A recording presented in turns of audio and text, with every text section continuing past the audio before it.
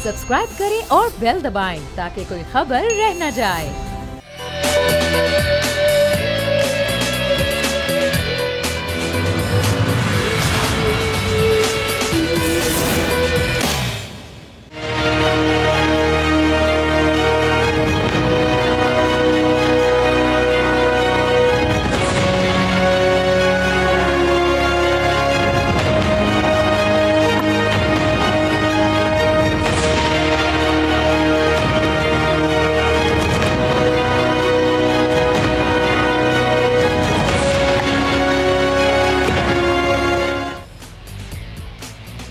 अस्सलाम वालेकुम, आप देख रहे हैं प्रोग्राम आज की ताज़ा खबर। मैं हूं अरबाब जहांगीर। नाज़रीन, आज हमजा शहबाज शरीफ को लाहौर हाई कोर्ट में पेश किया गया, जहां उन्हें 17 अप्रैल तक ज़मानत में तौसी दे दी गई है। और जुमे और हफ्ते के रोज़ नैब ने जो कार्रवाई की थी, उसके बाद हमजा शहबाज के वकील ने आज की इस समाअत की दरख्वास्त की थी, जिसकी बुनियाद पर जो उनकी दरख्वास्त थी उस पर आज ये समाअत की गई और अगले 10 रोज़ तक हमजा शहबाज को गिरफ्तार नहीं किया जा सकता। नैब से अदालत की जानिब से इस्तफसार किया गया कि वो हमजा शहबाज को क्यों गिरफ्तार करना चाहते हैं, जिस पर नैब ने बताया कि आमदन से ज़ायद असासों का उन पर केस है, उन्हें तलब किया गया था, वो पेश नहीं हुए। उसके बाद ये कार्रवाई अमल में लाई गई है। अब 27 मार्च को सुप्रीम कोर्ट की जानिब से जो अहकामात सामने आए थे, नैब की गिरफ्तारी के इख्तियार की तशरीह की गई थी, उस पर भी एक सवालिया निशान लग गया है। क्या उसका इतलाक इस फैसले पर नहीं होता था? हमजा शहबाज की तो पेशी आज हुई, इस मामले पर तो बात करेंगे ही। साथ ही साथ आसिफ अली जरदारी और फरियाल तालपुर की भी आज पहली पेशी रावलपिंडी की अदालत में हुई, जहां पर सहाफ़ियों ने उनसे समाअत के बाद दिलचस्प सवालात किए। ये पूछा कि आप उसी जगह बैठे हैं जहां मियां साहब बैठे थे समाअत के दौरान। तो आसिफ अली जरदारी की जानिब से कहा गया कि नवाज शरीफ तो बड़े आदमी थे, हम तो छोटे आदमी हैं। इस मामले पर भी बात करेंगे, जबकि कल एक अहम मुलाकात होने जा रही है मियां नवाज शरीफ की मौलाना फजलुर रहमान के साथ। इस तमाम तर सियासी सूरत हाल में ये मुलाकात कितनी अहम हो सकती है, इस मौजू पर भी बात करेंगे। असद उमर ने अब से कुछ देर कबल जो ब्रीफिंग दी है फाइनेंस मिनिस्ट्री के हवाले से, जो चीज़ें बताई हैं, पाकिस्तान की मईशत किस तरह सुधर सकती है और आगे जो बजट में क्या कुछ होने वाला है, इस पर भी आज के प्रोग्राम में बात करेंगे। उस्मा कारदार साहब पाकिस्तान तहरीक इंसाफ की रहनुमा हमारे साथ मौजूद हैं, नज़ीर लगाई साहब सीनियर तज्ज़ियाकार हैं, एडिटर इन चीफ हैं बोल न्यूज़ के, हमारे साथ मौजूद हैं। गुफ्तगू का आगाज़ इन दोनों मेहमानों से करते हैं, आगे चलकर और मेहमान भी हमें ज्वाइन करेंगे। तो उस्मा कारदार साहब, सबसे पहले हमजा शहबाज वाले मामले पर बात कर लेते हैं। जब नैब की तैयारी मुकम्मल नहीं थी, वारंट तो उनके पास मौजूद थे, लेकिन गिरफ्तार करने की उनके पास कैपेसिटी नहीं थी, इतनी वो तैयारी से नहीं गए थे। आज हमजा शहबाज को अदालत से रिलीफ भी मिल गया। इसका मतलब हमजा शहबाज का केस तो स्ट्रॉन्ग था, नैब अपना केस स्ट्रॉन्गली पेश करने में नाकाम रहा है। जी अरबाब, बहुत शुक्रिया, आपने मुझे इनवाइट किया प्रोग्राम में। देखें, ये इनके ख़िलाफ़ ठोस शवाहिद थे जिसकी वजह से नैब इनको गिरफ़्तार करने आई। ये अदालत में पेश भी नहीं हुई। इनको एक सवाल नामा नैब ने दिया था। उन्होंने एक भी सवाल देने की ज़हमत गवारा नहीं की। तो ये नैब जब आए हैं तो देखें, अगर हम बीच में हुकूमत कोई मुलव्वस होती तो हम सारी पंजाब पुलिस, जिस तरह इन्होंने मॉडल टाउन का जो वाक़या था, सारा पंजाब पुलिस को वो यूज़ करते थे पॉलिटिकल गेन्स के लिए। हम ऐसा नहीं करते हैं। ये जो अदालत लाहौर हाई कोर्ट का जो फ़ैसला है, आपने बड़ा अच्छा सवाल किया। क्या सुप्रीम कोर्ट से ये ज़्यादा वज़न रखता है या ये सुप्रीम कोर्ट को निगेट कर सकता है? मेरे तो ख्याल में ये नहीं कर सकता। दो बातें हैं। एक तो ये था कि 1 मेंबर बेंच जो है वो नैब के किसी भी कानून के मुताबिक उन पे कोई फ़ैसला नहीं दे सकते, और ये 1 मेंबर बेंच का पहले फ़ैसला सैटरडे को था। डिविजनल बेंच जो है उसको करना चाहिए था फ़ैसला। अब दोबारा ये जो इनको अप्रैल में, मुझे समझ नहीं आ रही कि ये अब कोई कानून दान तशरीह कर सकते हैं कि किस तरीके से लाहौर हाई कोर्ट का ये फ़ैसला जो है ये कोई शख्स मान सकता है, क्योंकि हमारे ख्याल में जो आला अदलिया तो सुप्रीम कोर्ट है और उनका जो फ़ैसला होता है वो सबसे ज़्यादा वज़न रखता है। लेकिन देखें, आज ये इनका जो फ्रंट मैन था मोहम्मद मुश्ताक, वो भागते हुए FIA पकड़ लिया एयरपोर्ट से। तो ये इनकी अब जान जो है ना, ये एक शिकंजे में आई हुई है। इन्होंने अब इनको नज़र आ रहा है कि इनका अब बचने का कोई तरीका नहीं है। तो इसलिए ये जो मर्जी हेले बहाने कर रहे हैं या नहीं कर रहे हैं, आखिर को इनको अपनी मनी लॉन्ड्रिंग का जवाब देना पड़ेगा। 23 तो वो 23 ٹرانزیکشنز ہیں جس میں عظمیٰ صاحبہ آپ کہہ رہی ہیں کہ ٹھوس ثبوت موجود تھے نیب کے پاس. اگر نیب کے پاس ٹھوس ثبوت موجود تھے اور نیب گرفتار کرنے گئی, وارنٹ بھی ان کے پاس موجود تھا, عوام مزاحمت ہوئی, تو پھر پنجاب پولیس کا کردار سامنے آتا ہے نا. نیب ایک احتساب کا ادارہ ہے, اس کو فیسیلیٹیٹ کرنا حکومت کا کام ہے. حکومت کا اس پورے معاملے میں کیا رول تھا؟ حکومت نے نیب کو فیسیلیٹیٹ نہیں کیا, 2 دن وہاں ڈرامہ اترا اور پھر نیب گرفتار بھی نہیں کر سکا. دیکھیں, ہم لوگوں نے پنجاب پولیس کو بالکل استعمال اس لیے نہیں کیا کیونکہ ہم یہ بہانہ ان کو نہیں دینا چاہتے کہ یہ دیکھیں جی یہ پولیٹیکل وکٹمائزیشن ہو رہی ہے, یہ اپنے جو پولیس ہے اس کو استعمال کر رہے ہیں. اصل میں تو دیکھیں ٹھوس شواہد 200 ایسی ٹرانزیکشنز, بینک ٹرانزیکشنز ہیں جو کہ یہ شہباز شریف کے خاندان میں ان کے پاس ٹھوس ثبوت تھے, تبھی نیب آئی ہے.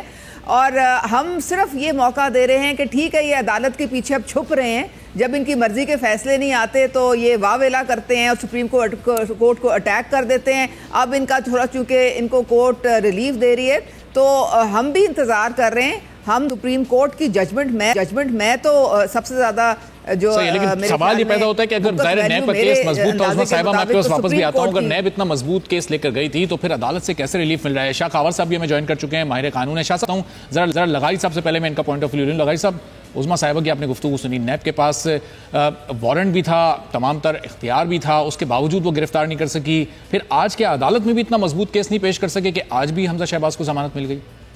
ایک تو یہ کہ پھر آپ نے حکومت آپ کے پاس کیوں ہے اگر آپ ریٹ آف دا اسٹیٹ قائم نہیں کر سکتے؟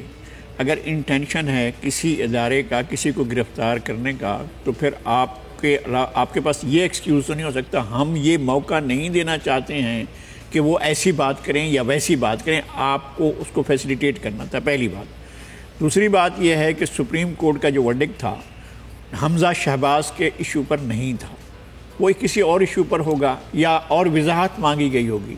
لیکن حمزہ شہباز کو لاہور ہائی کورٹ ان کے بارے میں ایک فیصلہ دے چکی تھی کہ ان کو گرفتاری سے 10 دن پہلے بتانا ہوگا.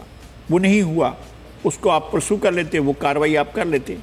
پھر اس کے بعد جو ہے لاہور ہائی کورٹ ہی ہے.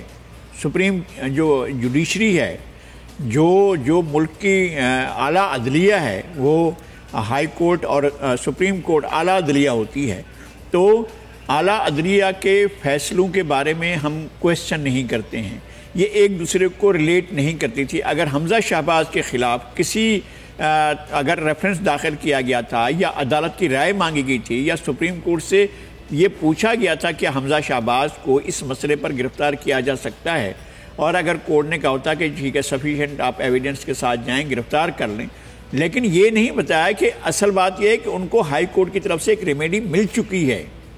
اگر کسی شخص نے قتل کے ایک مقدمے میں ضمانت لے رکھی ہے یا عدالت نے اس کو ایک تھوڑا سا ریلیف دے رکھا ہے تو پھر سپریم کورٹ میں جاتے ہوئے آپ اسی کیس کے بارے میں کہیں گے, ورنہ ظاہر ہے ہر قتل کے بارے میں تو سپریم یہی کہے گی کہ جس شخص کے اوپر قتل کا الزام ہے اور جس شخص کے بارے میں آپ کے پاس ایویڈنسز موجود ہیں آپ گرفتار کر لیں. تو کیسے کورٹ کہہ سکتی ہے, سپریم کورٹ تو نہیں کہہ سکتی کہ آپ گرفتار نہ کریں. لیکن یہ معاملہ دوسرا تھا. اس معاملے میں حمزہ شہباز کو ملا ہوا تھا ایک ریلیف اور لاہور ہائی کورٹ کی طرف سے دیا گیا تھا, وہ کینسل نہیں ہوا. سپریم کورٹ نے اس کو بالکل ختم نہیں کیا, وہ ایک الگ کیس تھا, ایک الگ معاملہ تھا اور ایک الگ تشریح کی گئی تھی کہ ٹھیک ہے جس کے پاس نیب کے پاس سفیشینٹ اگر ایویڈنسز ہیں تو ان کو گرفتار کر سکتا ہے. لیکن سفیشینٹ ایویڈنسز کی وہ کیا ہے, معیار کیا ہے, اس کے بارے میں نہ تو فیصلہ جو ہے وہ تو کورٹ ہی فیصلہ کر سکے گی کہ یہ سفیشینٹ ایویڈنسز ہیں یا نہیں ہیں. تو اس کے بارے میں کون فیصلہ کرے گا؟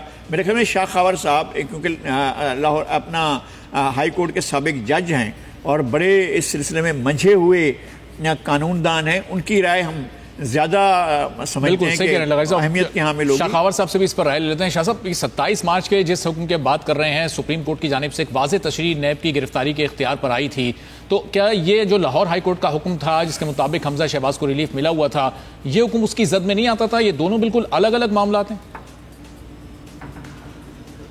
دیکھیں ابھی نذیر لغاری صاحب نے میں سمجھتا ہوں بڑی اچھی روشنی ڈالی اس کی. میں اس کو مزید اس پہ اضافہ کرتے ہوئے بتاؤں گا کہ جو 27 مارچ والا ایک ڈیسیجن تھا سپریم کورٹ آف پاکستان کا, وہ اس تناظر میں تھا کہ ان کے سامنے ایک نیب نے ایک آرڈر اسیل کیا تھا ہائی کورٹ کا، جس میں ہائی کورٹ نے کسی کی قبل از گرفتاری ضمانت کے موقع پر جب ریکارڈ طلب کیا گیا تو اس پہ نیب کے پروسیکیوٹر نے یا آئی او نے بتایا کہ ان کی ہمیں فی الحال گرفتاری کی ضرورت نہیں ہے، اگر بعد میں کسی وقت ہمارے پاس ایسا انکریمنیٹنگ مٹیریل آ گیا تو ہم اس کو گرفتار کر لیں گے۔ تو اس چیز کے اوپر اس چیز کو انشور کرنے کے لیے کہ یہ جو ملزم ان کے سامنے ہے ان کے ساتھ کوئی زیادتی نہ ہو جائے، تو ہائی کورٹ ایسے، خاص طور پہ لاہور ہائی کورٹ میں ایسے آرڈرز بہت سارے ہوتے رہے ہیں کہ آپ جب گرفتار کرنا چاہیں گے تو کچھ دن پہلے، جیسے کہ اس کیس میں 10 دن کا ایک میعاد تھی کہ آپ کم از کم 10 دن پہلے ان کو انٹیمیٹ کریں گے کہ ہمارے پاس سفیشینٹ مٹیریل موجود ہے۔ اس کی وجہ یہ کہ کوئی بھی شہری جو ہے وہ اپنے آئینی اور جو قانونی حقوق ہے اپنی قبل از گرفتاری ضمانت لینے کا وہ ایکسرسائز کر سکے۔ تو جیسا کہ حمزہ شہباز صاحب کے حوالے سے ایک لاہور ہائی کورٹ کے ایک ڈویژن بینچ نے یہ ریمارکس پاس کیے تھے کہ اگر آپ کے پاس سفیشینٹ مٹیریل آ جائے تو آپ ان کو قبل از وقت جو ہے وہ بتائیں گے۔ اب وہ 27 مارچ کے ایک کیس کا ایک حکم جو سپریم کورٹ آف پاکستان کا ہے وہ میں نے بھی پڑھا ہے، وہ ایک کیونکہ ہر کیس کے اپنے فیکٹس اینڈ سرکمسٹانسز ہوتے ہیں، اس میں انہوں نے اس چیز کو یہ ایک آبزرویشن دی تھی، لیکن آپ اس کو بیس بنا کر جب ایک دوسرے کیس میں جیسے کہ حمزہ شہباز کا کیس ہے اس میں اگر ہائی کورٹ کی ایک آبزرویشن موجود ہے، اس میں 10 دن کا نوٹس یا ان کو انٹیمیٹ کرنے جو ہے وہ ایک ضروری قرار دیا گیا ہے، تو میں سمجھتا ہوں کہ نیب کو وہ اس کے مطابق عمل کرنا چاہیے تھا اور سپریم کورٹ کے اس آرڈر کو بیس بنا کر اس پہ اتنی عجلت سے کام نہیں لینا چاہیے۔ تو اس کی وجہ یہ ہوتی ہے کہ کوئی بھی شخص اگر اس کو گرفتاری کا خدشہ ہے تو وہ نیب کے کیسز میں ڈائریکٹ ہائی کورٹ میں انڈر آرٹیکل 199 اس کی رٹ جورسڈکشن کو انووک کرتے ہوئے اپنی قبل از گرفتاری مانگتا ہے۔ تو اس کے جو یہ تو کوئی بھی ہینیس اوفینس ہو اس میں عبوری قبل از گرفتاری ضمانت جو ہے وہ عام طور پہ ہو جاتی ہے، اس پہ نوٹس ہوتا ہے رسپونڈنٹس کو جو اس صورت میں نیب ہے، جب وہ اپنا مٹیریل سامنے لے کے آئیں اور اگر وہ یہ کورٹ کو یہ ثابت کر دیں کہ واقعی ہمارے پاس اتنی شہادتیں اور اتنا مواد جب وارنٹ جاری ہوا تو اس وارنٹ پر کسی ہائی آفیشل کے سگنیچرز بھی ہوں گے نا، تو نیب کے ہائی آفیشلز کیا اتنے لائل میں قوانین سے کہ جس کو گرفتار کرنے جا رہے ہیں اس کے پاس پہلے ہی 10 روز کی ضمانت موجود ہے، انہوں نے بغیر کچھ سوچے سمجھے وارنٹ جاری کر دیا، اس پر دستخط بھی کر دیے؟ دیکھیں، جو حکم نامہ ہوتا ہے گرفتاری کا وہ 2 لوگ استعمال کر سکتے ہیں، ایک چیئرمین نیب خود اپنے سگنیچر سے، یا انہوں نے اپنے کسی ڈائریکٹر جنرل ریجنل نیب کو اگر وہ تفویض کے ہوئے ہیں اپنے اختیارات، تو اس صورت میں وہ اگر ایٹ دا موسٹ یہ تو ہے کہ کم از کم ڈائریکٹر جنرل نیب لاہور کے دستخط سے وہ حکم نامہ جاری ہوا ہوگا ان کی گرفتاری کا، لیکن اگر ہائی کورٹ کا کوئی ایک آرڈر موجود ہے اس کی موجودگی میں اس طرح کا حکم نامہ جاری کرنا میں نہیں سمجھتا کہ وہ مناسب ہے، کیونکہ اگر پروسیکیوشن اور نیب جب یہ نوٹس جس دن کا ہوا ہے اور جس دن اس پہ بحث ہوگی، اگر وہ یہ اپنا کیس کامیابی سے پیش کرنے میں جو ہے وہ کامیاب ہو گئے ہائی کورٹ کے سامنے اور ان کو کنونس کر دیا کہ ان کے خلاف جتنا ہمارے پاس مٹیریل ہے، ہمارے پاس مواد ہے، ہمارے پاس شہادتیں ہیں، تو ان کی گاری جو ہے تفتیش کے لیے ضروری ہے، تو ہم نے دیکھا ہے کہ ہائی کورٹ اپنی جو انٹرم پری اریسٹ بیل ہے اس کو ریکال کر کے ان کو اجازت دے دیتی ہے کہ آپ ان کو زیر حراست لے لیں، لیکن یہ ایک پروسیس ہے، اس ڈیو پروسیس میں میں سمجھتا ہوں کہ نیب سمیت کسی بھی پروسیکیوٹنگ ایجنسی کو اپنے حدود سے تجاوز نہیں کرنا چاہیے۔ میں سمجھتا ہوں کہ اتنی بڑی بات نہیں تھی کہ اگر وہ ہائی کورٹ کا جو پہلا حکم تھا 10 دن کا وہ ان کو ایک نوٹس کر دیتے، زیادہ سے زیادہ وہ دوبارہ رجوع کر لیتے اپنی قبل از گرفتاری کے لیے ہائی کورٹ میں، اور ایک دن ایسا آنا تھا کہ جس دن اگر وہ اپنا یہ ثابت کر دیتے کہ ان کو بدنیتی سے جو ہے اس کو امپلیکیٹ کیا جا رہا ہے، اگر وہ ثابت کر دیتے تو ان کو ضمانت کنفرم ہو جاتی۔ اگر وہ یہ چیز ضمانت قبل از گرفتاری بڑے ایکسٹرا ایک عرض کر دوں، جی شاقاب صاحب شارٹلی مجھے ذرا میں آپ کو یہ بتا رہا ہوں کہ کیونکہ جی بولیے، قبل از گرفتاری ضمانت کے ہونے کے چانسز بڑے معدوم ہوتے ہیں، اس میں آپ کو ایک کیس اسٹیبلش کرنا پڑتا ہے کہ نیب آپ کے خلاف بدنیتی رکھتا ہے اور آپ کو ہراساں کرنا چاہتا ہے. صحیح. چلیں اب 17 اپریل تک بہرحال لاہور ہائی کورٹ نے ضمانت میں توسیع تو حمزہ ہے. ادھر احتساب عدالت میں آصف علی زرداری بھی آج پیش ہوئے. اس سے پہلے وہ بڑے اعتراضات کرتے رہے تھے کہ پنڈی ان کا کیس کیوں منتقل کیا جا رہا ہے. بہرحال تمام طرح اعتراضات کے باوجود وہ پیش ہوئے. وہاں پر ان سے ظاہر سوالات بھی کیے گئے. باہر جب وہ آئے صحافیوں کی جانب سے کچھ دلچسپ سوالات بھی صحافیوں کی جانب سے کیے گئے اور جس طرح آصف علی زرداری جواب دیتے ہیں ویسے انہوں نے جوابات بھی دیے. اس پوری صورتحال پر ایک پیکیج آپ کو دکھاتے ہیں, واپس آ کے مزید بات کرتے ہیں.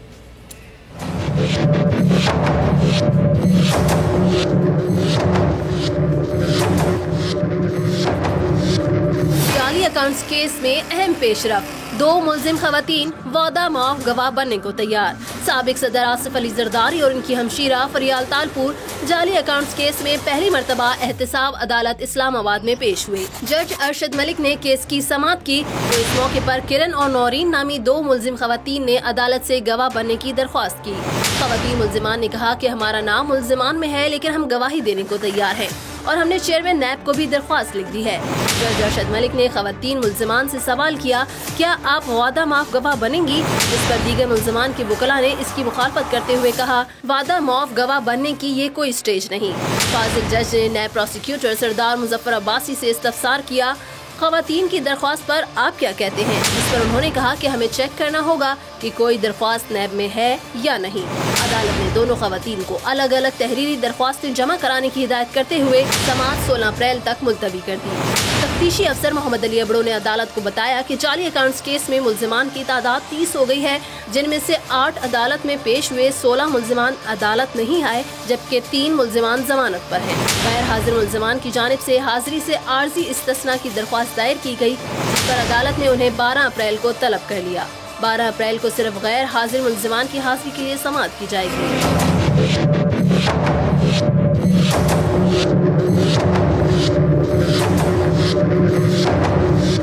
تو اب یہ 2 ملزمان خواتین کرن اور نورین وعدہ معاف گواہ بننے پر تیار ہو گئی ہیں جس کی آصف علی زرداری اور دیگر جو اس کیس میں ملزمان ہیں ان کے وکلاء نے مخالفت کی ہے.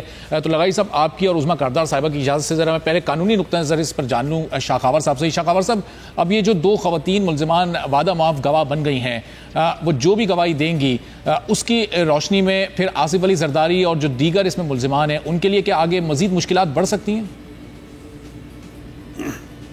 جی یقیناً وعدہ معاف گواہ جو ہے وہ اس کی کوئی سٹیج مقرر نہیں ہے اور میں سمجھتا ہوں کہ جو 2 خواتین نے استدعا کی ہے آج اکاؤنٹیبلٹی کورٹ میں وعدہ معاف گواہ بننے کی تو وہ بالکل اکاؤنٹیبلٹی کورٹ نے ان کو ٹھیک جو ہے ڈائریکٹ کیا ہے کہ ایسی صورت میں وہ باضابطہ درخواست جو ہے وہ چیئرمین نیب کو دے دیں اور چیئرمین نیب اگر اس کو محسوس کریں گے تو اس کو ایگزیکٹو بورڈ میں رکھنے کے بعد اس کی منظوری دی سکتی ہے. تو پھر ان کا ایک بیان جو ہے وہ چیئرمین نیب کے سامنے ہوگا تحریراً اور دوسرا بیان جو ہے وہ اکاؤنٹیبلٹی کورٹ میں ہوگا. تو وہ یقیناً ایک کنفیشنل سٹیٹمنٹ ہوتی ہے لیکن اس وعدے کے ساتھ کہ ان کو جو ہے معاف کر دیا جائے گا. تو یہ نارملی فیٹل ہوتا ہے دیگر ملزمان کے لیے جن کے خلاف وہ وعدہ معاف گواہ کے طور پر سامنے آئے. لیکن اس میں ایک اور چیز بھی ہے کہ قانون کی نظر میں یہ ورلڈ وائڈ کانسیپٹ ہے کہ جو وعدہ معاف گواہ ہوتا ہے جو اکمپلس ہوتا ہے وہ بہت ہی زیادہ وہ ایک اس کو کہا جاتا ہے کہ وہ ایک ایسے کریکٹر کا مالک ہے کہ جو اپنی جان جس نے خود بھی جرم کیا ہوا ہے لیکن اپنی سکن سیو کرنے کے لیے وہ اس وعدہ کی معافی کے وعدے کے اوپر دوسرے کو امپلیکیٹ کرے گا. تو وہ ہوتا تو اس کا ایک اثر ہے لیکن اس کے ساتھ ساتھ یہ نہیں ہے کہ اگر نیب کے پاس اور کوئی ثبوت نہیں ہے اور کوئی انکریمنیٹنگ میٹیریل نہیں ہے اور کوئی ایویڈنس نہیں ہے اور صرف وہ وعدہ معاف گواہ کے طور پر جو ہے کسی کو سزا ہو جائے تو ایسا بھی نہیں ہے. وعدہ معاف گواہ کی گواہی اپنی جگہ لیکن پروسیکیوشن کو پھر بھی اپنا کیس جو ہے دیگر شواہد سے دیگر دستاویزات سے اور دیگر ٹھوس ثبوتوں سے ثابت کرنا ہوگا. لیکن یہ ضرور ہے کہ یہ ایک مشکل ضرور پیش آ سکتی ہے دیگر ملزمان کے لیے جن کے خلاف وہ وعدہ معاف گواہ بڑی پیش رفت ظاہر یہ ہوئی ہے. اس میں ایت لغاری صاحب کچھ ہفتے سے یہ ڈیل اور ڈھیل کی جو باتیں ہو رہی تھیں حالات آپ کو اسی طرف جاتے نہیں دکھائی دے رہے کہ شریف فیملی کو بہت ہی خاموشی سے ریلیف مل رہا ہے. میاں صاحب باہر آ گئے, حمزہ شہباز کو ریلیف مل گیا اور زرداری صاحب کے خلاف شکنجہ ذرا کستا جا رہا ہے. یہ 2 وعدہ معاف گواہیں بھی سامنے آ گئی. اچھا ڈھیل یا ڈیل کے تو مختلف مدارج ہیں نا, مختلف فورمز ہیں. کس نے ڈیل دی یا کس نے ڈھیل دی. اگر ان کا کورٹس کی طرف سے اگر ریلیف مل رہا ہے، میاں نواز شریف کا جو بیل ہوئی ہے 6 ہفتے کی وہ سپریم کورٹ نے دی ہے، میاں شہباز شریف کو ہائی کورٹ نے بیل دی، حمزہ شریف کو ہائی کورٹ نے بیل دی ہے. تو ہم کیا یہ سوال ہم اٹھا رہے ہیں کہ یہ بیل جو ہے وہ کسی ڈیل کا حصہ ہے؟ تو پھر ہماری جو ہے کویسچن ہو جاتا ہے کہ ہماری سپیریئر جوڈیشری جو ہے کہ ہم اس پر کویسچن کر رہے ہیں کہ اس نے جو ہے وہ میرٹ پر جو ہے یہ فیصلہ نہیں کیا یا کسی اور بنیاد پر فیصلہ کیا ہے. وہ مریم نواز بالکل خاموش ہو گئیں، میاں نواز شریف میں یہ کہہ رہا ہوں اگر خاموش ہو بھی گئے ہیں، اگر نواز شریف خاموش ہو بھی گئے ہیں، مریم نواز خاموش ہو بھی گئے ہیں، تو کیا ہم یہ بات کویسچن جو ہے ہم عدالتوں کے بارے میں اٹھا رہے ہیں اور اعلیٰ عدالتوں کے بارے میں اٹھا رہے ہیں اور عدالت عظمیٰ اور عدالت عالیہ کے بارے میں کویسچن اٹھا رہے ہیں؟ میرے خیال میں اس طرح کا معاملہ نہیں ہے. ڈیل اس کو کہتے ہیں جو 2000 میں ہوئی تھی، جس میں میاں نواز شریف نے باقاعدہ ڈیل کر کے 10 سال تک سیاست میں حصہ نہ لینے کا اعلان کر کے اور باقاعدہ دستاویزی تحریر دے کر انہوں نے ایک ڈیل کی تھی. اس کو ڈیل بھی کہتے ہیں اور ڈھیل بھی کہتے ہیں، اور ان کو بڑی سزا ہوئی تھی. اس سزا میں ان کو ریلیف ملا، بیرون ملک چلے گئے وہ اور ان کی فیملی، سارے لوگ جو تھے بیرون ملک چلے گئے. تو یہ جو ہے اس کو ہم اس مرحلے پر ڈیل یا ڈھیل نہیں کہہ سکتے جب تک کہ کورٹ کے باہر کوئی اور چیز نظر نہ آئے.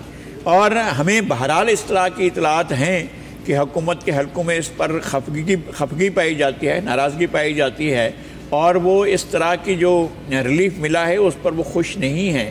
لیکن بہرحال یہ ابھی تک تو معاملہ کورٹ کی طرف سے. جہاں تک زرداری صاحب کا معاملہ ہے، کسی وعدہ معاف گواہ کے آ جانے کا مطلب یہ نہیں ہے کہ ضیاء الحق کا زمانہ لوٹ آیا ہے، یہ نہیں ہے کہ مولوی مشتاق حسین کی عدالت لگی ہوئی ہے، یہ نہیں ہے کہ جسٹس سمدانی جو ہیں وہ بیل دے دیں گے اور وہ بیل کینسل ہو جائے گی، یہ نہیں ہے کہ لوور کورٹ سے کیس اٹھا کر سپیریئر کورٹ میں اٹھا لیا جائے گا یا ہائی کورٹ میں لے جایا جائے گا. ایسا نہیں ہے کہ اب عدالتی نظام جو ہے اس کا چیک نہیں ہے. عدالتوں میں بہرحال ان کو آرٹیکل 10A جو آئین کا ہے اس کو بہرحال پیش نظر رکھنا ہوگا. ایک ڈیو پروسیس آف لا ایک موجود ہوتا ہے، آپ کو ڈیو کورس آف لا کے تحت ہی جانا ہے، اس کے علاوہ نہیں جا سکتے. اور یہ جو اسپیشل قوانین ہیں اس کے احتساب کے اور نیب کے، یہ بھی بہرحال اس کے اندر ہی آتے ہیں. آرٹیکل 10A جو ہے وہ اس کو بھی ایڈریس کر سکتا ہے اگر کوئی جا کر آئینی ایشو اٹھاتا ہے اور جا کر آئینی طور پر یہ مسئلہ اٹھاتا ہے کہ میرے ساتھ جو ہے ڈیو کورس آف لا نہیں کیا جا رہا ہے، ڈیو پروسیس آف لا کے تحت مجھ پر کیس نہیں چلایا جا رہا ہے، تو پھر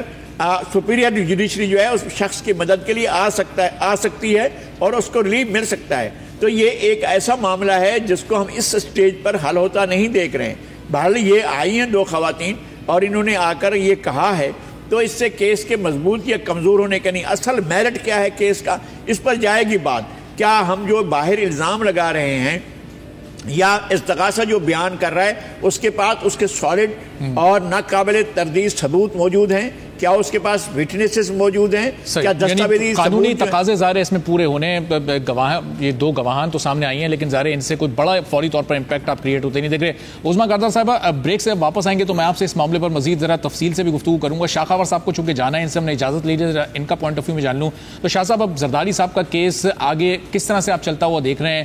اب فیوچر آپ کو ان کا کیا دکھائی دے رہا ہے جو اب تک جس طرح نیب تحقیقات کر رہا ہے، جس طرح نیب کے پاس ثبوت اور شواہد موجود ہیں، ان تمام ثبوت اور شواہد کی روشنی میں؟ دیکھیں، اب اس پہ بنیادی کوشچن یہ ہے کیونکہ آصف زرداری صاحب اور فریال تالپور صاحبہ نے اپنی قبل از گرفتاری ضمانت جو ہے وہ دائر کر رکھی ہے اسلام آباد ہائی کورٹ میں، اور وہ ابھی بیر سماعت ہے. میں سمجھتا ہوں کہ یہ وائٹل امپورٹنس کا پہلو یہ ہوگا کہ کیا ان کی ضمانت قبل از گرفتاری جو ہے وہ منظور ہوتی ہے یا وہ ڈسمس ہوتی ہے، تو اس کے اپنی امپلیکیشنز ہوں گی دونوں صورتوں میں. تو جہاں تک ٹرائل کا تعلق ہے، دیکھیں بات یہ ہے کہ میں سمجھتا ہوں کہ ان کے لیے زیادہ سینسٹیو ایشو یہی ہوگا کہ کیا وہ اگر گرفتار ہو جاتے ہیں تو ان کے لیے تھوڑی سی مشکلات زیادہ ہوں گی، لیکن وہ گرفتاری کے بغیر اگر یہ ان کے خلاف 1 2 3 4 یا جتنے ریفرنسز بھی ہوں تو یہ میرا خیال ہے کہ ان کے لیے کوئی اتنا میٹر آف کنسرن نہیں ہوگا. آصف زرداری صاحب اس سے پہلے بھی بہت سارے جو نیب کے ریفرنسز ہیں ان کو وہ فیس کر چکے ہیں، وہ زیر حراست بھی رہ چکے ہیں، اور ان کی جو وکلاء کی ٹیم ہے وہ بڑی ماہر ہے اور بڑے وہ ایکسپرٹیز رکھتے ہیں. تو میرا خیال ہے کہ ان کو ٹرائل میں اتنی پرابلم نہیں ہوگی. ان کا زیادہ سینسٹیو ایشو یہ ہوگا کہ کیا ان کی گرفتاری عمل میں آتی ہے یا نہیں آتی. صحیح، لیکن ظاہر ہے کہ گرفتاری سے تو اکثر مواقع پر کہہ چکے ہیں کہ گرفتار ہونے سے وہ نہیں گھبراتے، لیکن اکثر مواقع پر ہم نے دیکھا کہ پھر وہ قبل از گرفتاری بیل بھی کروا لیتے ہیں اور قانونی تقاضے بھی ان کی جانب سے پورے ہو رہے ہوتے ہیں. دیکھیں اب ہر کوئی، دیکھیں کوئی شخص یہ تو نہیں کہے گا کہ آ کے مجھے گرفتار کر لیں.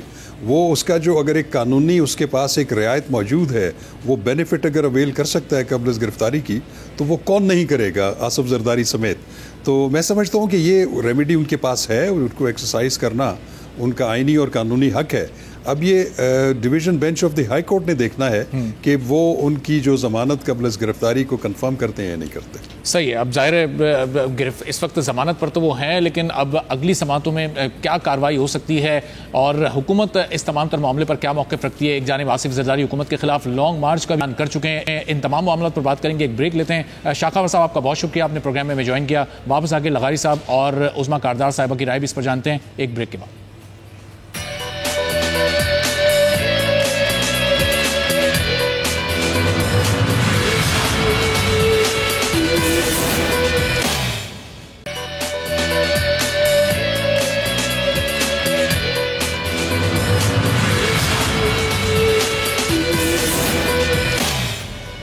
پروگرام میں ایک بار پھر آپ کو خوش آمدید کہتے ہیں. عظمیٰ کاردار صاحبہ، نذیر لغاری صاحب ہمارے ساتھ موجود ہیں. بریک سے پہلے آصف علی زرداری صاحب سے متعلق گفتگو ہو رہی تھی. آج وہ احتساب عدالت میں پیش ہوئے.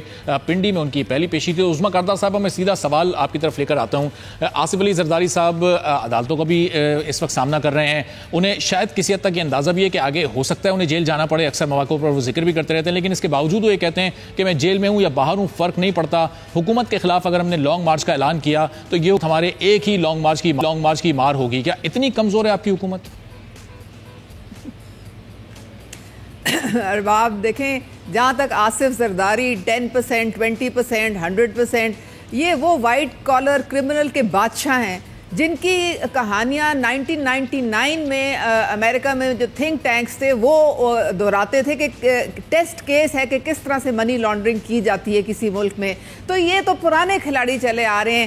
ہماری جو پاکستان کی جو تاریخ ہے اس میں اس سے بڑا ظلم نہیں ہوا جو اتنے بڑے NROs دے کے اس ٹائپ کے جو مجرم ہیں، جو وائٹ کالر کرمنلز ہیں، وہ قانون سے بچ کے تو نکلتے رہے ہیں.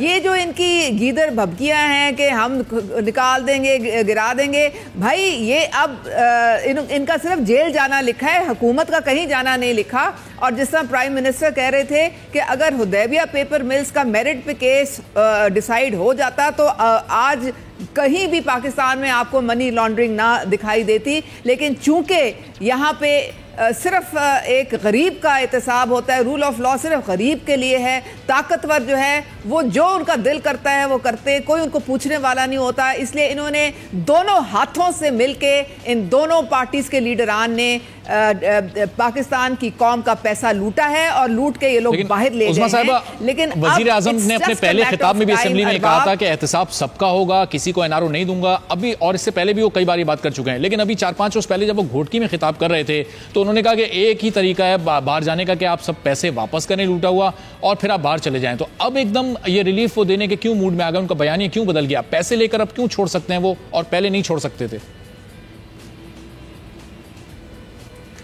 دیکھیں، پرائم منسٹر عمران خان جو ہیں وہ کبھی بھی NRO دینے میں یقین نہیں رکھتے ہیں. لیکن ہم نے ملک چلانا ہے، ہماری ذمہ داری 20 کروڑ عوام کی جو ہے وہ پرائم منسٹر کے کندھوں پہ ہے. وہ دیکھنا چاہتے ہیں کہ ان کی جو زندگی اتنی اب مشکل ہوتی چلی جا رہی ہے. آپ کو پتہ ہے مہنگائی جو ہے وہ کن وجوہات کی وجہ سے جو بڑی ہے. تو پرائم منسٹر کہتے ہیں کہ ان سے سارا لوٹی ہوئی دولت نکلے. اصل بات بلکہ کوئی بھی جو پاکستانی جو محب وطن ہے وہ کہے گا خدارا ان سے لوٹی ہوئی دولت نکلوائیں اور یہ ان کو ساری عمر کے لیے ملک بدر کر دیں. لیکن ہمیں پتہ ہے کہ سیاست میں کوئی حرف آخر نہیں ہوتا. اس لیے پرائم منسٹر جو ہیں وہ بڑے نالا ہیں. وہ NRO میں اس لیے یقین نہیں کرتے کیونکہ یہ بار بار باہر چلے جاتے ہیں، پھر ان کے پاس انہوں نے 4-5 کانٹیننٹس میں انہوں نے چلیں ان کا لوٹا ہوا پیسہ واپس لا کر شاید پرائم منسٹر اس ملک کی معیشت میں وہ لگانا چاہتے ہیں, معیشت کو بہتر کرنا چاہتے ہیں. وزیر خزانہ اسد عمر بھی آج تقریب میں تھے اور اس خطاب کے دوران وہ بھی اکثر سبز باغ دکھاتے ہوئے دکھائی دیتے ہیں, عوام کو ریلیف دینے کی باتیں کرتے ہیں. کہتے ہیں کہ وقتی طور پر مشکل وقت ضرور ہے لیکن ایک اچھا وقت بھی آنا ہے, چونکہ معیشت اس وقت وینٹیلیٹر پر ہے. 7 سے 8 ماہ گزر چکے ہیں, ابھی تک یہ وینٹیلیٹر والا عرصہ ختم کیوں نہیں ہو رہا, اس پر بات کرتے ہیں. لیکن پہلے عوام کا حال آپ کو دکھاتے ہیں. ہمارے نمائندے سدھیر چودھری ایک مارکیٹ میں موجود ہیں جہاں صرف خریداری پریشان نہیں ہے بلکہ دکاندار بھی بڑھتی ہوئی مہنگائی سے پریشان ہیں. سدھیر کی طرف چلتے ہیں, واپس آ کے مزید بات کرتے ہیں. جی سدھیر. ڈالر کی قدر میں اضافے سے, روپے کی قدر میں کمی سے جتنی بھی امپورٹڈ اشیاء تھی وہ تو بڑھنی تھی, لیکن جو لوکل پروڈکشن تھی اس کے خام مال کی قیمتوں میں اضافے کے باعث تمام اشیاء خورونوش اور اشیاء ضروریہ کی قیمتوں میں اضافہ ہو چکا ہے. مزید ہم یہاں پہ مارکیٹ میں موجود ہیں, میرے ساتھ انکل ہیں, ان سے پوچھتے ہیں. السلام علیکم جی. انکل یہ بتائیں کہ اس وقت مارکیٹ میں جو پرائسز ہیں وہ کیا چل رہی ہیں؟ مہنگائی پچھلی گورنمنٹ کی نسبت کم ہوئی ہے یا زیادہ ہوئی؟ پچھلی گورنمنٹ کی نسبت بہت پرائس زیادہ ہو گئی ہے, تھوڑی بہت زیادہ ہو گئی ہے. دالوں کے ریٹ بھی زیادہ ہیں, گھی کے ریٹ بھی زیادہ ہیں, چینی کے ریٹ بھی زیادہ ہیں.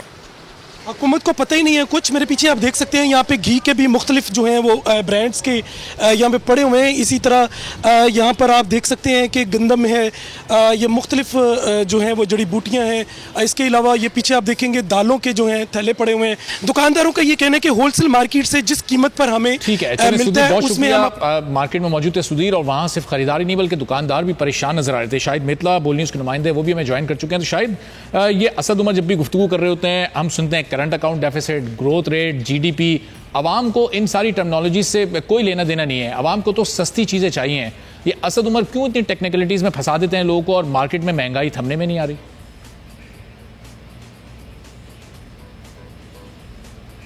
بیک گراؤنڈ اکنامکس کا ہے, میں بزنس گریڈ ہوں. میں آپ کو بتاؤں بڑے وثوق کے ساتھ کہ اسد عمر کو اکانومی کے بارے میں جو بیسکس ہیں ان سے بھی جو ہے وہ بھی آگاہی نہیں ہے بالکل. اور جو عظمیٰ کارداد صاحبہ بات کر رہی تھیں کہ اسد عمر اور یہ کرپشن کی اور پھر جعلی اکاؤنٹس کی بات کر رہی تھی, میں آپ کو بتاؤں کہ پچھلے 8-10 مہینوں کی جو کارکردگی اسد عمر کی وہ 100% اسی پیرائے میں ہے, اسی ڈائریکشن میں ہے جہاں سے کک بیکس لیے جاتے ہیں یا جہاں سے بلیک مارکیٹ سے پیسہ بنایا جاتا ہے. اس بارے میں بہت سارے ہمارے اکانومسٹ پچھلے کچھ دنوں میں پوائنٹ آؤٹ بھی کر چکے ہیں کہ ڈالر کا جو اس طرح سے فلوٹ ہونا, اس طرح سے بوسٹ کر جانا, یہ پیورلی انہی بیسس پر ہوتا ہے جب آپ کو کمیشن ملتا ہے, جب آپ کچھ جو مارکیٹ کے پلیئرز ہوتے ہیں ان کو الاؤ کرتے ہیں کہ آپ جس طرح سے مرضی ٹریگر کریں اکانومی کو, جس طرح سے مرضی ٹریگر کریں آپ ڈالر کو, اور آپ ڈالر پرچیز کر سکتے ہیں اور ڈالر کو جو ویلیو ہے ڈالر کی اس کو آپ ریگولیٹ کرواتے ہیں تھرو اپنے بزنس پارٹنرز کے یا تھرو جو آپ کے ساتھ الائنڈ ہوتے ہیں لوگ. اس سلسلے میں بہت سارے پچھلے دنوں اکانومسٹ بھی یہ بات کر چکے ہیں کہ جن لوگوں نے پی ٹی آئی کی گورنمنٹ لانے میں پیسہ لگایا تھا ان لوگوں کے ہاتھ میں اسٹاک ایکسچینج ہے, انہی لوگوں کے ہاتھ میں ڈالر کا اتار چڑھاؤ بھی دے رکھا ہے, اور اسد عمر انہی کے کہنے پر تمام فیصلے کرتے ہیں. ان کی 2-3 مثالیں ڈالر کے علاوہ بھی دی جا سکتی ہیں. دیکھیں, نان فائلرز کے لیے گاڑی کا خریدنا منع تھا, گاڑی نہیں خریدی جا سکتی تھی پچھلی گورنمنٹ میں, لیکن اسد عمر نے میک شور کیا کہ اس گورنمنٹ میں وہ نان فائلرز بھی گاڑی خرید سکتے ہیں. اس سے ٹیکس نیٹ پہ اچھا خاصا فرق پڑا. اب یہ ہونے جا رہا ہے کہ end of the financial year یہ ہوگا کہ 300 ارب روپے سے بھی زیادہ ٹیکس کلیکشن کا خسارہ ہوگا, جو کہ اب تک کا سب سے بڑا خسارہ کنسیڈر کیا جا سکے گا. اس کے علاوہ جو باتیں وہ آج بھی میں پی ایم آفس میں موجود تھا, تمام جگہوں پر اسد عمر کی کارکردگی کے حوالے سے انتہائی شدید مایوسی ہے. نہ تو گورنمنٹ کے لوگ, نہ ہی دوسرے تیسرے لوگ, نہ ہی جو انڈیپینڈنٹ جو اکانومسٹ ہیں وہ اسد عمر کی کارکردگی سے خوش ہیں, لیکن وہ سمجھتے ہیں کہ پی ٹی آئی نے شاید ان کو پوسٹر بوائے کی طرح پریزنٹ کیا تھا, جس کی وجہ سے ان کو کیری کرنا جو ہے وہ ایک طرح سے ضروری ہو گیا ہوا ہے. ان کو کیری کرنا, ان کو ساتھ لے کر چلنا ایک طرح سے ان کے لیے اوبلیگیشن ہو گئی ہوئی ہے, چونکہ عمران خان نے پچھلے 5-7 سالوں میں اسد عمر کو بہت بڑا اکانومسٹ کے طور پر انہوں نے پریزنٹ کیا، پیش کیا اور عوام کو بتایا کہ یہی ہمارے تمام مسائل کے حل نکالنے میں کامیاب ہو سکیں گے۔ اس کے علاوہ دوسری طرف جو نااہلی دیکھی جا سکتی ہے کہ کسی بھی سیکٹر میں ایکسپورٹ بڑھنے کا نام نہیں لے رہی۔ آپ کے جو ڈالر بڑھانے کی وجہ سے، روپے کو ڈی ویلیو کرنے کی وجہ سے آپ پہ جو قرضہ جات ہیں وہ 300 ارب روپے سے زیادہ بڑھ گئے ہوئے ہیں۔ لیکن اسد عمر صاحب نے وزیر خزانہ بننے کے بعد بڑے دعوے کیے تھے کہ وہ ایکسپورٹ کو بڑھائیں گے تاکہ معیشت بہتر ہو سکے۔ شاید میں آپ کے واپس بھی آتا ہوں، بڑے زبردست آپ نے سوالات اٹھائے، عظمیٰ کاردار صاحبہ سے ان سوالات کے جواب لیتا ہوں، لیکن پہلے لغاری صاحب 7 ماہ ہو گئے ہم یہ سن رہے ہیں کہ حکومت یہ معیشت وینٹیلیٹر پر ہے، بڑے برے حال میں ملی ہے، تو اب تک 7 ماہ میں اسد عمر نے اور ان کی ٹیم نے کیا کیا ہے اس وینٹیلیٹر والی صورتحال کو؟ اب تک وہ ختم کیوں نہیں کر سکے، اس میں بہتری کیوں نہیں لا سکیں؟ شاہد مدلہ صاحب بتا رہے تھے نا، انہوں نے تو بڑا کام کیا ہے۔ انہوں نے جا کر باہر پیسہ لیا اور پھر آپ ڈالر کو ڈی ویلیو کیا، وہ پیسہ آپ کا اسی میں غرق ہو گیا۔ یعنی آپ جتنا چیزیں لا چکے ہیں، جو آپ نے قرضے لے لیے ہیں، وہ قرضے برابر ہو چکے ہیں، اس لیے کہ آپ نے ڈالر کی ویلیو بڑھائی اور روپے کی قدر کم کر دی۔ آپ کی اکنامی ویسے ہی ڈھہ چکی ہے اور یہ ٹوٹل فیلور ہوا ہے ہمارے ساتھ، ایک مذاق ہو گیا ہے کہ پاکستان ایک ایسی جگہ پر کھڑا ہوا ہے کہ جہاں پر وزیر خزانہ کے سامنے یہ سوال موجود ہے اور یہ سوسائٹی میں پاکستان کے عام آدمی کے سامنے یہ سوال رکھ رہے ہیں کہ خدا نہ خواستہ پاکستان ڈیفالٹ کرنے جا رہا ہے۔ اگر یہ صورتحال ہے اور ان کے ہاتھ میں آنے کے بعد اکنامی یہاں تک جا پہنچی ہے کہ اس صورتحال تک جا پہنچے ہیں، پھر آپ لے لیں اور ابھی جو آپ کا شارٹ فال ہے وہ تو آپ کے 3.5 خرب کے قریب پہنچ چکا ہے۔ آپ لے لیں، آپ 3 ارب ڈالر وہاں سے بھی لے لیں، آپ نے چین سے لے لیے، آپ نے سعودی عرب سے لیے، یو اے ای سے لیے، پھر کیا ہے آپ نے اس کا، سوائے اس کے کہ آپ نے ڈالر کی ویلیو بڑھا کر اور پھر آپ نے ایکسپورٹ پر بالکل توجہ نہیں دی۔ یہ نواز شریف صاحب کے ساتھ ایک دفعہ ہمارا مکالمہ ہوا تھا، انہوں نے ازراہ نوازش ہمیں یہ کہا تھا کہ کابینہ کے اجلاس میں آئے اور ہم نے یہ سوال اٹھایا تھا کہ آپ فیل ہو گئے ہیں ایکسپورٹ بڑھانے میں، اور انہوں نے اس وقت کویسچن کیا تھا خرم دستگیر سے کہ بھائی یہ کیا بتا رہے ہیں، تو ہمارے فیگرز کے ساتھ انہوں نے عدم اتفاق نہیں کیا تھا، انہوں نے کہا تھا کہ یہ ٹھیک کہہ رہے ہیں لیکن یہ مجبوری ہے اور وہ مجبوری ہے۔ یہی صورتحال ان کے ساتھ ہے، یہ جو ہیں آپ کے ایکسپورٹس نہیں بڑھا رہے ہیں اور امپورٹس کا وہی عالم ہے کہ آپ کی امپورٹس کئی گنا بڑھ چکی ہیں آپ کی ایکسپورٹس سے۔ کبھی بھی اتنا بڑا ڈیفرنس نہیں تھا ایکسپورٹس اور امپورٹس میں، ایون زرداری صاحب کے دور میں بھی نہیں تھا، اور ان کے دور میں جو ہوا تھا پھر اور بڑھ گیا ہے۔ پھر آپ کے پاس جو پیسہ آ رہا ہے وہ تو غار میں جا رہا ہے۔ بھائی صاحب ابھی سوال یہ بھی پیدا ہو جاتا ہے ظاہر ہے کہ کیا خان صاحب نے غلطی کر دی، مس کیلکولیٹ کر دیا اسد عمر صاحب کو وزیر خزانہ بنا کر؟ تو عظمیٰ کاردار صاحبہ 7 ماہ میں جو اکنامک منسٹری کی جو پرفارمنس ہے، اسد عمر صاحب اور ان کی ٹیم کی جو پرفارمنس ہے، اگر وہ پرفارم نہیں کر پا رہے اپنی منسٹری میں تو کیا ریویو کر کے ان کی پرفارمنس کو چینج نہیں کیا جا سکتا؟ ان کو خان صاحب ان کے معاملے میں بالکل بے بس ہیں، بس انہی پر انحصار کرنا ہے چاہے وہ اکانومی کا بیڑا غرق کر دیں۔ ارباب صاحب، آپ کے جو دونوں تجزیہ کار بیٹھے ہوئے ہیں، مجھے لگتا ہے کہ شاید یہ اسحاق ڈار کے فین ہیں، کیونکہ جو ان کی اکنامک پالیسیز تھیں ان پہ پتہ نہیں انہوں نے تجزیہ کیوں نہیں کیا۔ ذرا ان سے مجھے پوچھ کے بتائیں کہ 2013 میں ہمارا کرنٹ اکاؤنٹ ڈیفیسٹ کتنا تھا اور پھر 2018 میں ہمارا کرنٹ اکاؤنٹ ڈیفیسٹ کتنا ہے، اور ذرا ان سے یہ بھی پوچھ کے بتائیں کہ جو پچھلے ادوار میں جو ہمیں جو 35 ارب کا ٹریڈ ڈیفیسٹ ملا، وہ بھی یعنی کہ اب اسد عمر نہیں میرے خیال میں وہ کیا ہوگا، یا حکومت میں آنے سے پہلے تو یہ تمام فیکٹس اینڈ فگرز آپ کے سامنے موجود تھے۔ جی فگر موجود ہے۔ دیکھیں آپ کی یہ جو ڈالر کی جو اڑان ہے یہ ڈائریکٹلی لنکڈ ہے آپ کے فوریکس ریزرو سے۔ اگر آپ کے خزانے میں فوریکس ریزروز ہوں گے تب آپ کا ڈالر جو ہے وہ نیچے آئے گا۔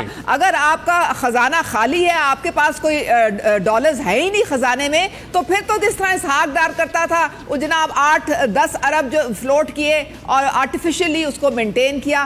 ہر چیز ایک ببل میں تھی، ہر چیز آرٹیفیشلی مینٹین کی ہوئی تھی، اس قوم کو مفلوج کر دیا انہوں نے۔ دیکھیں ان سے ذرا پوچھیں جو 30,000 ارب کے جو قرضے تھے کہاں استعمال ہوئے، ہم بتاتے چلے نا، उनसे कितना इन्होंने कर्ज उतारा और इन्होंने कितने डैम बना दिए, इन्होंने किया क्या उसके साथ। चले माजी की जो हुकूमत की कारकर्दगी थी उस पर तो उनसे सवालात होते रहे हैं, 5 साल उनको पूछा जाता रहा है, लेकिन उस्मा साहिबा जो अभी आपकी हुकूमत है उस पर तो आपसे ही सवालात होंगे। बहरहाल उस्मा करदा साहिबा बहुत शुक्रिया, गुफ्तगू यहाँ अधूरी रह गई, फिर किसी प्रोग्राम में इस पर मजीद बात करेंगे। शाहिद मितला साहब आपका बहुत शुक्रिया, नज़ीर लगाई साहब आपका भी बहुत शुक्रिया। आज के प्रोग्राम से नाज़रीन मुझे इजाज़त दीजिए, अल्लाह हाफ़िज़।